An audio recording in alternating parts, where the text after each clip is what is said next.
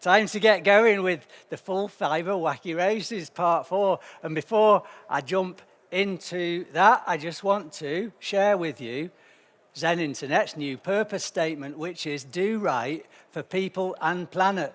Important thing is our purpose is staying exactly the same, but based on an employee vote.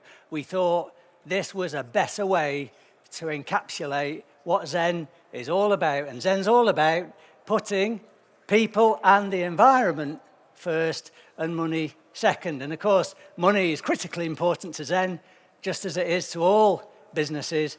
But at Zen, it's a means to an end to achieve our people and environmental purpose.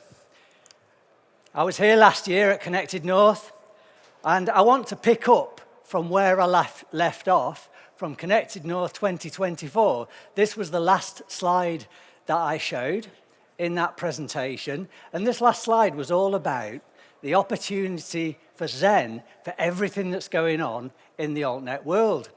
And what I said is we've got two infrastructure partners currently, Openreach and CityFibre, but we're actively exploring the possibility of partnering with others. Now, in the last year, a lot's happened in altnet world, a lot's happened in Zen world. We've talked to a lot of altnet potential partners. We've done a couple of deals, and we've evolved and developed that, possibly exploring to a strategic ambition to become the UK's altnet aggregator of choice. Where are we today? Well, today we sell directly, we sell through the channel, we sell wholesale. So if a channel partner or ISP connects to us through our fibre hub, today they can access the Openreach network. As of the 7th of May, we're launching access to the CityFibre network in the Gherkin in London. If you want to come along to that event, please get in touch with us. And we will then launch Trooli, access to the FullFibre network. We have heads of terms agreed with two other altnets, one of which might be in the audience today. There's a hint. And we're in discussions with others. Of course, we sell direct as well, and we're already selling direct with CityFibre and Trooli, but in the channel and ISP, we want to aggregate all altnets and make them available to the industry. But what about the big consolidation? Talked a lot about in the industry, and here's one such comment from Matthew Hare, Executive Chairman of Zzoomm, who says there's likely to be more consolidation over the next 2 to 3 years, leading to more efficient and more profitable altnets. Just as an aside, I asked Matthew what his ambition was, and he said, lots more customers. So the question is rather than doing all this work to aggregate lots of altnets, and it is a lot of work, why don't we just wait for the big consolidation to happen and then integrate once with the consolidated entity, because that would be a lot less work?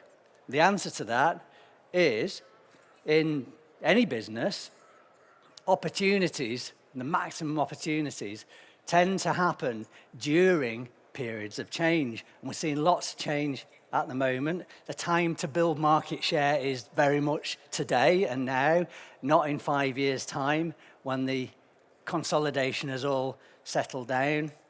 The other thing is there's very limited competition in areas that have not been overbuilt. So take an example of our interconnection and integration with Trooli.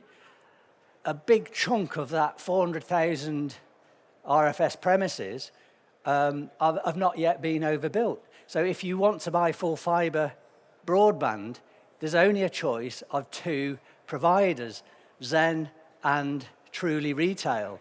So if you were interconnected with us through the fibre hub, you could reasonably expect to win a much bigger market share than you would win where you've got particularly Openreach with all the big players competing with you there. The other thing is, as you'll know, the altnets are desperately keen to get paying customers onto their networks so they can be EBITDA positive, they can be profitable and have sustainable businesses. So if you've got an idea for marketing maybe in your locality that would win customers and be incremental in terms of volume on their network, they're very, very open to co-funding initiatives like that. In short, make hay while the sun shines. So what happens if and when two of Zen's altnet aggregation partners merge, and that almost certainly is going to happen at some point? The answer is actually for 6 months to a year, nothing at all, because merging two companies, merging two networks, merging two system stacks takes a lot of effort and time. 6 months to a year is typical. So nothing for a while. There's a point, from Zen's point of view, where we're calling into two separate APIs to provision and manage services, and then at some point we'll switch to using just one of those APIs. But from our partners and ISPs' point of views, they won't see any differences. Commercials tend to be about the same between the altnets. So when I look at what Zen's selling direct, we have an Openreach price and we have an altnet price, and typically altnets are coming to market with let's say a circa 20% discount on Openreach because they want to win market share. Channel partners, ISPs, as I said, hardly notice any difference. So that's Zen's perspective. Let's look at the industry as a whole, and I want to start with looking at a very brief history of 30 years in the industry, starting off with the 90s, which was the decade of dial-up. The 2000s was the decade of ADSL, 2010s, decade of fibre to the cabinet, and the 2020s, this decade, is the decade of full fibre. And about 100 altnets realized that this was the last big infrastructure build in our lifetimes. Once that fiber's in the premises, you can upgrade bandwidth unlimited. You don't need to do any more infrastructure build. So 100 altnets, here's our last chance. Let's get building. Let's then make the most of this opportunity and take the great altnet gamble, hoping to get big or get bought or be a niche rural player forever. Hello, Barn, over there. Or, and this is the risk, get stranded, meaning the network's going to be overbuilt. Perhaps that altnet's going to run out of cash before they've reached that sustainable business model. So that's the risk, but potentially a big reward. If I was to appraise the industry today, I would say this is an industry under a lot of pressure. Pressure from overbuild and increased competition. And a lot of those early business models didn't anticipate so many altnets. They did anticipate having an exclusive market for a longer period than they have actually had that captive market. Pressure from looking down this long road to get to a viable and profitable business. Pressure from servicing debt, and again, those business models were built not anticipating interest rates being where they are today.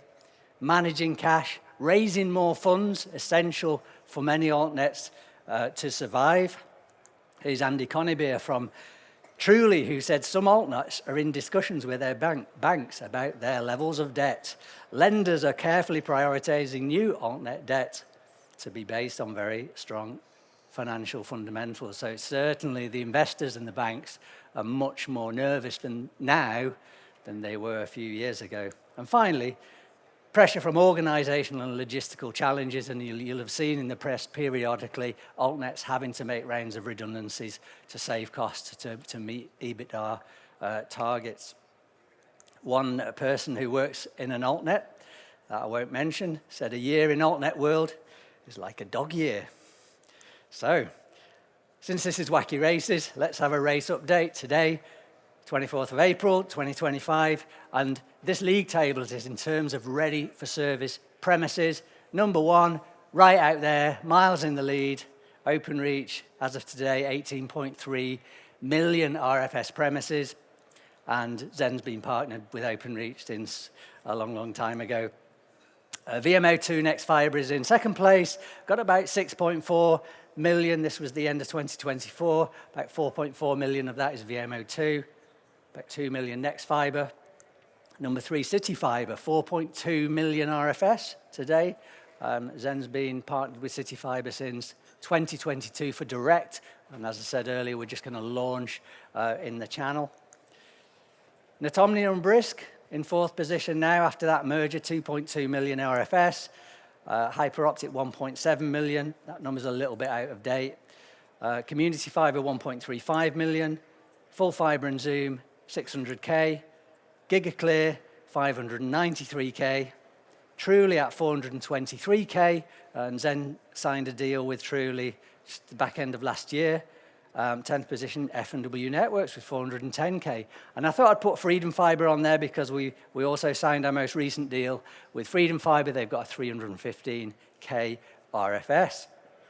And if I look at that league table, I speak to the CEOs of the various businesses and other people involved, I still get very much a sense this is still the wacky races, although compared with last year, the positions of the various racers is becoming a bit more established. Let's hear from Nathan Rundle, who is the CEO of Gigaclear. And Nathan said, industry consolidation is widely expected and speculated on, but it's fair to say that no one's quite sure of precisely what it looks like.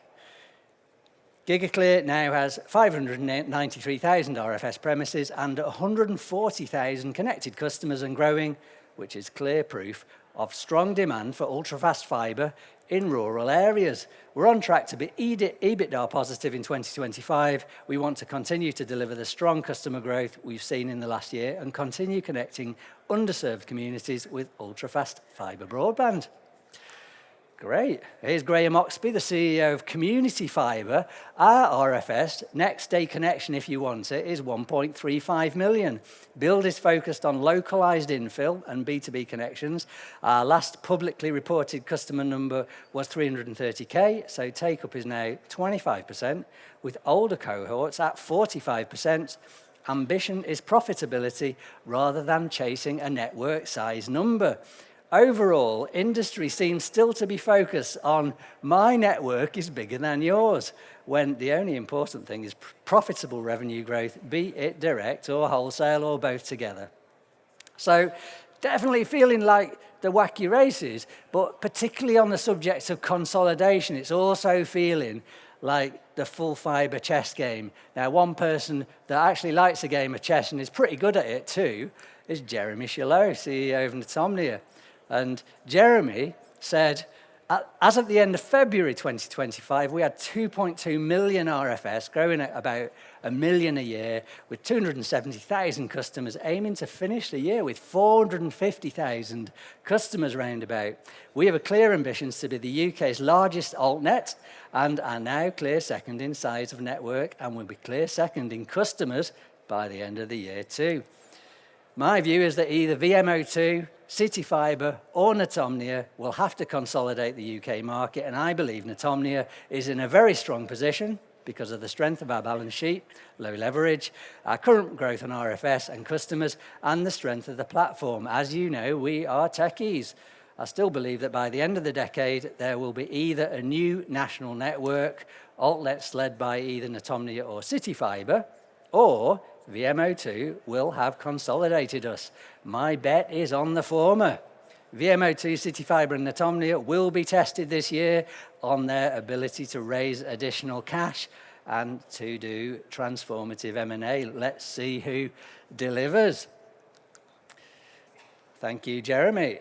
Here's Nathan Vautier, CEO of FreedomFibre, who said consolidation is the single biggest topic, and choosing the right company to consolidate with is the difference between success and failure. Sector continues to need to consolidate. Winners and losers will be defined by that. Okay. Here's Andy Conibere again from Trooli, who said, our ambition is commercially sensitive, but it's worth reinforcing that our owners, Vauban, are long-term investors, and unlike much of the market, we continue to build and consider ourselves well-placed and in a strong position for whatever market changes are going to happen in the near and medium-term future.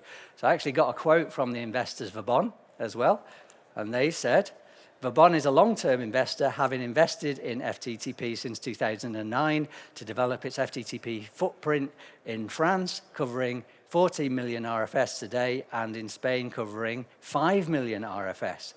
Vauban believes size is an important element in the UK market, and Vauban will grow our UK platform organically while considering opportunistically inorganic growth. Vauban's ultimate ambition is clear, however, is deemed sensitive information. So that's all they're letting out publicly, won't tell me anymore. Let's have a look at the top three in reverse order. So CityFibre, our partners, as I say, in 2022. 4.2 million RFS, grown at 1 million a year, roundabouts. And it's worth saying that CityFibre has been very public about shifting the emphasis to acquisition rather than organic build. They've done a couple in LitFibre and Connexin, but actually they've got much more to do to get to that million a year. Over 550k consumer customers connected to FTTP as of today. Over 10k businesses, public sector and mobile sites connected via high-value Ethernet and dark fibre services. And CityFibre claims to be the only challenger with enterprise revenues. So if you're an altnet with enterprise revenues, you can say, well, we do that too. Their ambition to be the UK's third national network and the largest wholesale challenger to Openreach, the supplier of choice to well over 8 million premises, offering the best products, services and pricing over the nation's finest full-fibre network. Here's CEO Greg Mesch, who said, the market will consolidate over the next 2 years and CityFibre will emerge as the third national network. This is because we are not like any other altnet. We're twice the size of our nearest altnet challenger. We're EBITDA profitable. We have very dense, contiguous local network footprints, not thin and fragmented like many other altnets. We're the only network with a mature wholesale channel. With Sky on board, our ISPs now have about 50% broadband market share. Consumer ISPs outperform by more than a factor of 2 their national market share on CityFibre versus Openreach. Even those altnets with designs on a wholesale model do not recognise the extent to which subscale reach and the prospect of lengthy technical integration limits the interest of the large ISPs. We have more than 865 million in BDU contracts underpinning rollout to 1.3 million premises. We must remember that for sustainable infrastructure competition to emerge, it must be at the expense of Openreach's market share, which is declining. This is in the interest of consumers, businesses, and the wider UK economy. So thank you, Greg. On to position 2, VMO and nexfibre. And just a reminder on this partnership. So VMO2, aggregation of the cable companies from the 90s, have built to 16.2 million premises. They're about a quarter of the way through upgrading those from coax to FullFibre. This is their project Mustang. Goal to finish that by 2028. nexfibre have built in a ring around those urban areas in semi-urban and semi-rural. Their goal is to get to 5 to 7 million premises by next year. And so combining those, there's a footprint. There would be a footprint, if that goal was achieved, of about 23 million by 2028. Here's Rajiv Datta, who is the CEO of nexfibre. nexfibre passed more than 2 million RFS at the end of 2024, and our build program continues to deliver. We believe we're the second largest alternative fibre platform, yet regardless of relative position on our RFS premises month on month, the real focus should be on EBITDA performance to facilitate the servicing of the extensive debts held by many altnets. This is a symptom of the current market structure and demonstrates the need for consolidation into a sustainable model to drive meaningful competition to the incumbent. This year, we'll see more pressure on debt financing, which is necessary before consolidation can progress at any significant level. At an infrastructure level, the economics simply do not allow for 3 full-scale national networks to flourish. And that is key for future investment, growth, and innovation in the sector. nexfibre is here for the long term, and we see ourselves as the natural home for quality fibre assets and their investors looking for a solution to their challenges. Yeah, there you go. Come on down, I think Rajiv is saying to those investors. Now, number one, biggest by far, Openreach, as of today, 18.3 million RFS. Openreach sees 33 million occupied premises, both consumer and business in the UK, but excluding things like bus shelter signs.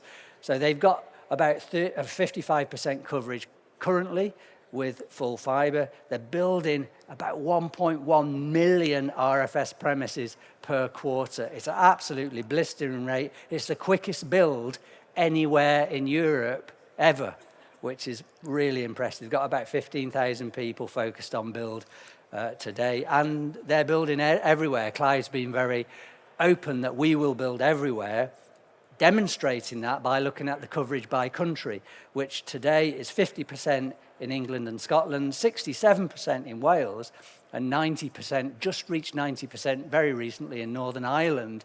And Northern Ireland shows that they really will build to the vast majority of premises. Currently, 6.5 million connected customers, which is about 35% market penetration, so really good for a network that's growing so quickly, because, of course, every month they build so many more premises and it's diluting the penetration. Older cohorts, over 50% take-up, and the average build cost for Openreach is round about £280 per premise, so Openreach is burning through about £1.2 billion a year in terms of their build. I caught up with Clive a few weeks ago. He said we're seeing a change in build by the altnets with more of the build concentrated in fewer altnets. CityFibre Holdings, VMO2, nexfibre and Netomnia Brisk are now the main builders, with the others having slowed down, pivoting from build to provision. There's talk of consolidation, but not huge evidence of it happening. And Openreach shared with me that between CityFibre, VMO2, nexfibre and Netomnia Brisk, they make up about 3/4 of the build currently in the UK, with about 1/4 of the build done by everyone else. One thing I asked Clive, I said, Clive, how do you feel about losing market share to the altnets? He said, I'm not enjoying it, but we lose very little from FTTP areas. Losses are mainly from non-FTTP areas. So our strategy is simple. Let's build as fast as we can into those non-FTTP areas, which is absolutely what they are doing. So that, in 20 minutes, is a potted history of the FullFibre Wacky Races, a FullFibre chess game, however you want to look at it.